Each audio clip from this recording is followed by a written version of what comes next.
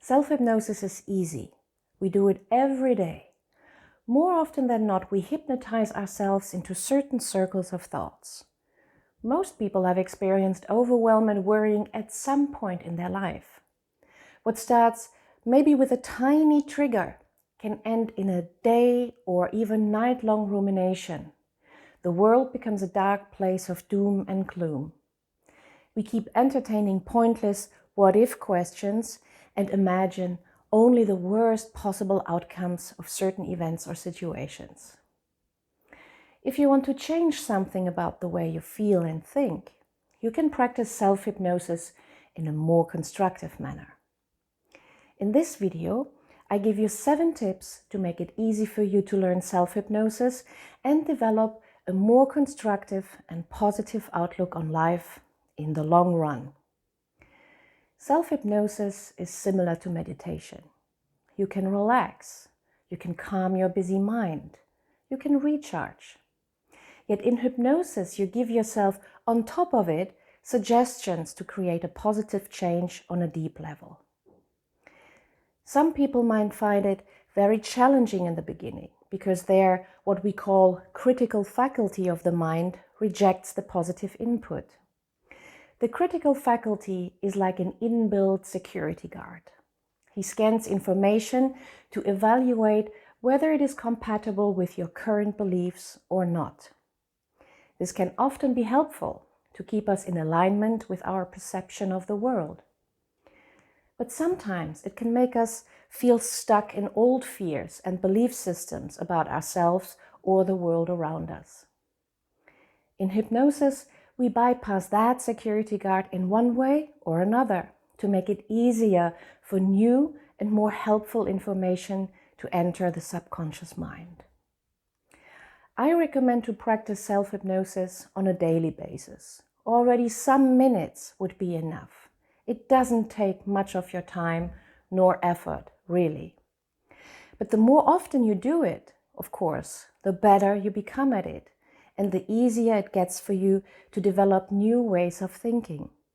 You can anchor it into your day like any other thing you do.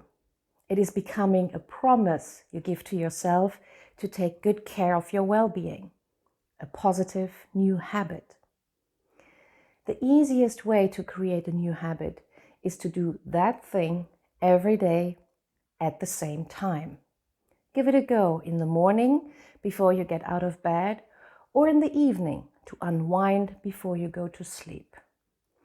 Another idea to build it into your day effortlessly is maybe in the afternoon when you might experience a low of energy and feel tired. So you could give yourself some rest at that time and do some self-hypnosis and hence recharge. To really create a new habit depends on the individual. It can differ in length.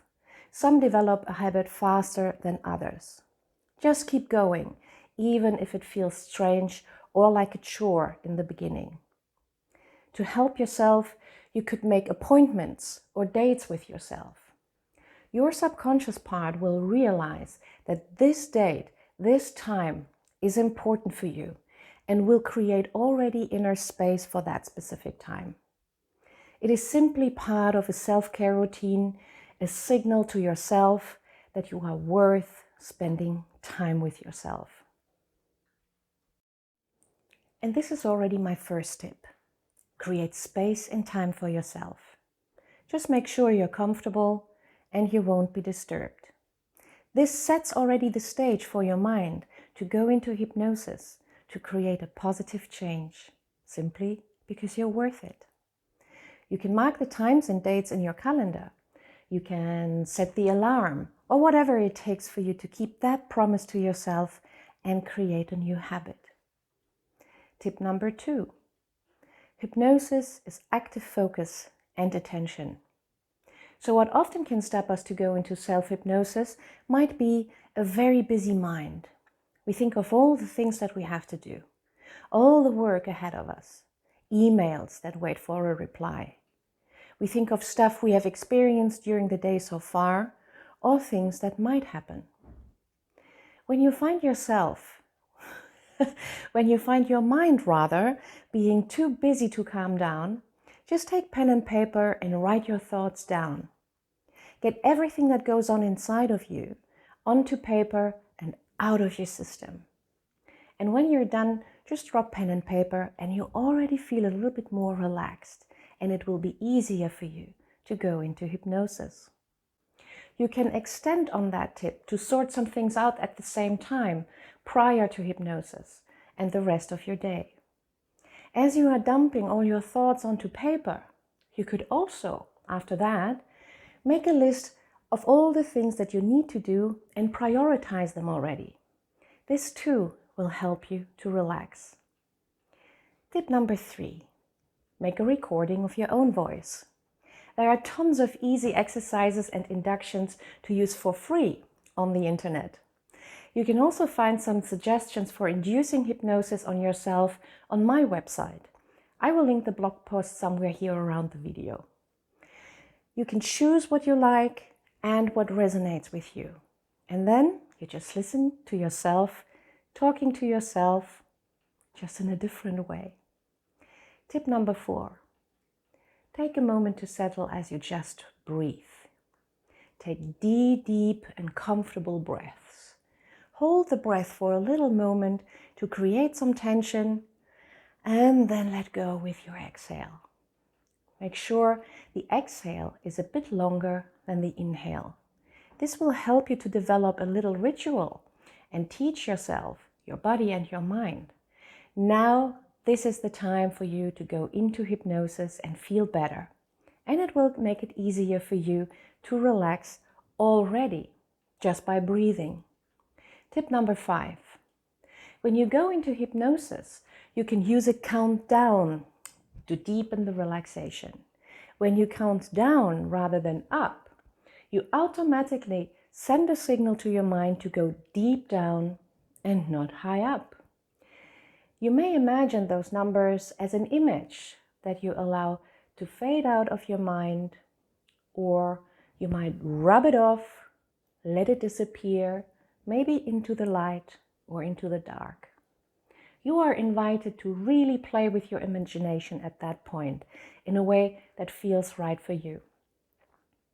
And as you go down each number, you can internally suggest to yourself to go deeper with each number that fades.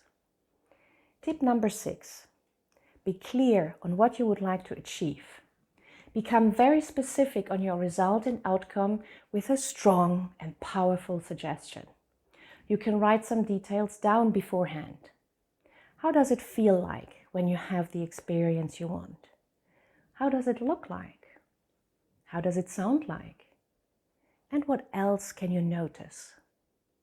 And when you know what you want, this knowledge will go with you when you go into hypnosis. Tip number 7. State your outcome in the positive. Make it easy for your subconscious mind to really understand what it is that you want. Avoid saying things like, for example, I don't want to be anxious anymore. I don't want to be stressed. Rather say, I am more calm and relaxed. I feel at ease. I am confident. You might notice I state the outcome as if you already have it. This will make it very clear to you what the outcome is, and you already know what you know about it. So let me just sum up the 7 tips again before you get going. Number 1, create space and time for yourself. 2, dump all your thoughts onto paper, get it out of your head, and maybe even make a to-do list prioritizing what you will have to do later and get it already sorted. Number 3, make a recording so you can fully relax and let go to your own voice in a positive way. Number 4, breathe and settle in. 5, count down, deepen and allow your imagination to play. 6, state a clear and specific outcome before you begin. 7, state that outcome in the positive. So I hope you will enjoy your self-hypnosis practice and get lots of positive benefits out of it. Have a lovely day.